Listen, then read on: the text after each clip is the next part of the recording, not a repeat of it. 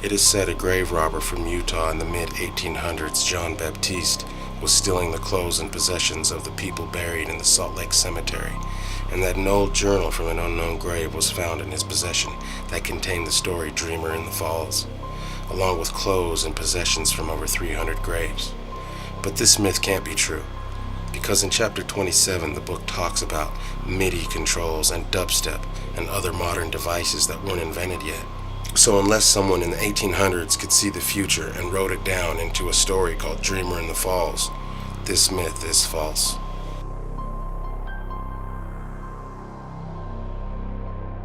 This myth is very eerie. Some people report hearing voices of their dead loved ones after reading Dreamer in the Falls.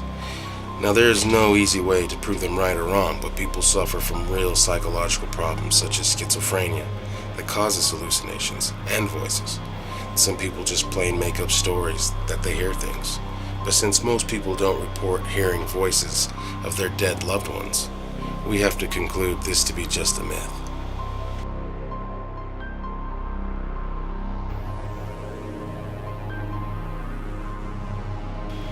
A very exciting cover is floating around that depicts an anime version of Dreamer in the Falls. A rumor quickly caught wind that this was a secret work in production by the famous anime director Hayao Miyazaki, and the cover was accidentally leaked to the public. Reddit users quickly fueled the rumor with a post that read, "Dreamer in the Falls, a story Miyazaki never told." And though this would be an amazing story for Miyazaki to make, I haven't been able to find any official comment on it from the Studio Ghibli.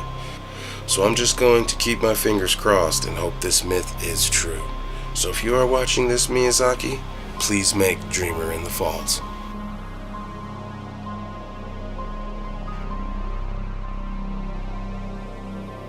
If you type Dreamer in the Falls backwards into Google search, it will supposedly pull up a picture of Satan. But I have tried over 100 times and still nothing has come up. This myth is possibly built around the Queen of Collections from chapter 27, a red-faced, red-dressed, greedy tyrant, hungry to collect as many possessions as possible no matter what she has to do to get them, even kill. The myth was given fuel by her dialogue, which people claim is a veiled satanic message. People have tried playing it backwards to see if they could understand what she is saying, but it just sounds like gibberish to me.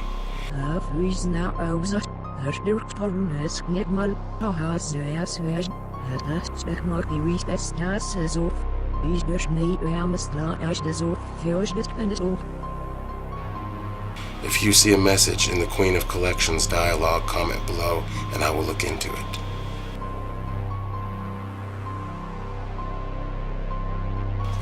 This myth claims that after reading chapter 21 named Garden of Souls, you will be able to see spirits walking around in any cemetery. Myths like this are hard for me to test since I scare very easily, so I had to have some of my friends do it for me. Luckily, they reported to me that after spending a few hours after dark in nearby cemetery and after having read the chapter, they didn't see any ghosts walking around. This myth is for the people that play the sheet music found in chapter 10. In the story, the main character, Torm, plays a piece called the Heart Waltz on her violin in order to calm her sister's mind. The waltz quickly pulls her sister into a dream. Their parents dancing at their wedding. The myth goes that if you play the Heart Waltz on the piano and suddenly stop, you can hear the footsteps of the parents dancing. Some say you could even hear them singing. But of all the attempts I have made, I have never heard anything. But my dog will bark in the middle of the room as if he sees something.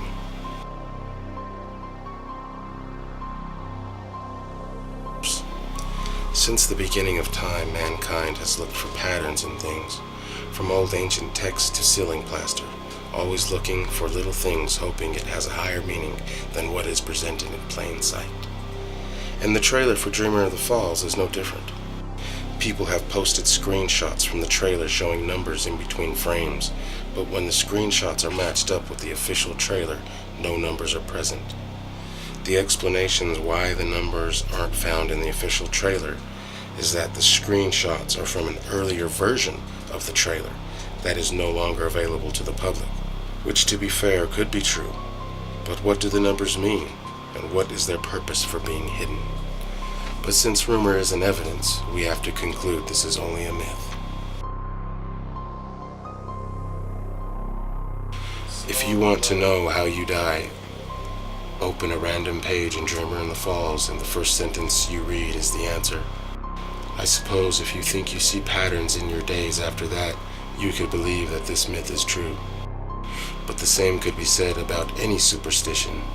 This seems to be as reliable as a magic 8-ball or a fortune cookie, and I caution anyone into letting things like this guide their real life. As for me, I don't want to know how I'm going to die. Imagine walking into your bedroom in the middle of the day, and on the wall you see a shadow of a man standing there, but nobody is in the room, just the shadow, and then it moves and runs out of the room. Some people say they have experienced this after reading chapter 19, Forest of Doubt.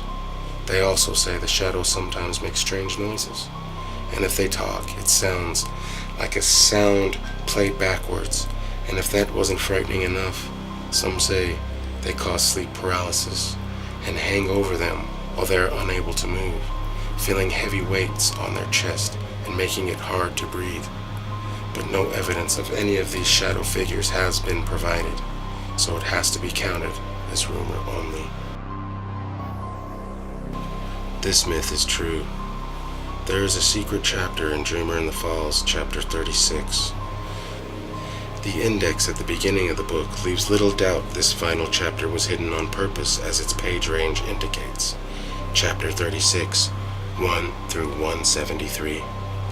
Meaning that somehow the final chapter is distributed in all the previous chapters, but no one has any real proof of what the final chapter says, or how to find it. So the myth is true, but the chapter is still hidden from most people. I admit I looked for a long time and I was really hoping to find it online somewhere, but I can't find it anywhere.